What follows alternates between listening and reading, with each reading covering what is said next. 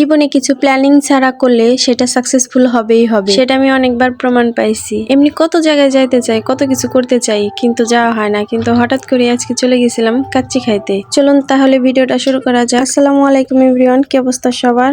আলহামদুলিল্লাহ আমি অনেক ভালো আছি, আশা করছি আপনারা অনেক ভালো আছেন। ওই যে ভিডিও শুরুতেই বললাম যে প্ল্যান ছাড়া কিছু করলেই সেটা সাকসেসফুল হবে। হঠাৎ করে আমরা চলে গেছিলাম কাচ্চি খাইতে, কাচ্চি ডাইনে। তো যাওয়ার পথে আমার বড় বুড়িটা অনেক অসুস্থ হয়ে পড়ছিল, তাই তাকে ধরে ধরে উঠাচ্ছে তার বাবা। আমার বুড়িটা অনেক শখ করে গেছিল কাচ্চি খাইতে, কিন্তু কপাল খারাপ, সে খাইতে পারে নাই। তো তারটা বাসায় নিয়ে আসছিলাম খাওয়ার জন্য। সে সারা রাস্তা কিছুই খাইতে পারে নাই। পরে কি আর করবো, ওর সব খাবার বাসায় নিয়ে আসছিলাম, বাসায় বসে বসে খাইছি। তারপর আমি একটু ভিডিও করে নিচ্ছিলাম, দেখছিলাম কেমন লাগে দেখতে। আর ওদিকে আমাদের খাবার চলে আসছে, দেখো আমার বুড়ির বাবা কিভাবে খাবার খাচ্ছে, তার ভিডিও একটু করে নিচ্ছিলাম।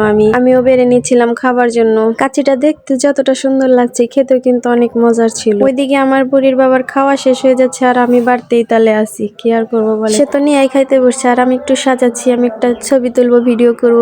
ভিডিও না করলে হয় বলেন দেখি? কাচ্চির ভিতরে আলুটা বেশি মজা লাগে, আলুটা অনেক নরম হয়, মাংসটা অনেক নরম ছিল, খেতে বেশ ভালো লাগছে। অনেকদিন পর একটু মজা করে ঘুরতে গেছিলাম, মজা করে খাইলাম আর কি, ভালো লাগলো অনেক। এরপর আমাদের খাওয়া দাওয়া শেষ করে আমার বুড়ির বাবা দেখো বিল মিটাচ্ছে, বিল দিয়ে আমরা চলে যাব এখান থেকে, কারণ আমার বুড়িটা অনেক অসুস্থ হয়ে পড়ছে, তো তাড়াতাড়ি বাড়ি যেতে হবে। আর একটা কথা, কে কোন জেলা থেকে আমার ভিডিওটা দেখছেন কমেন্টে জানিয়ে যাবেন প্লিজ। আমার ভিডিও আপনাদের কেমন লাগে সেটাও জানিয়ে যাবেন।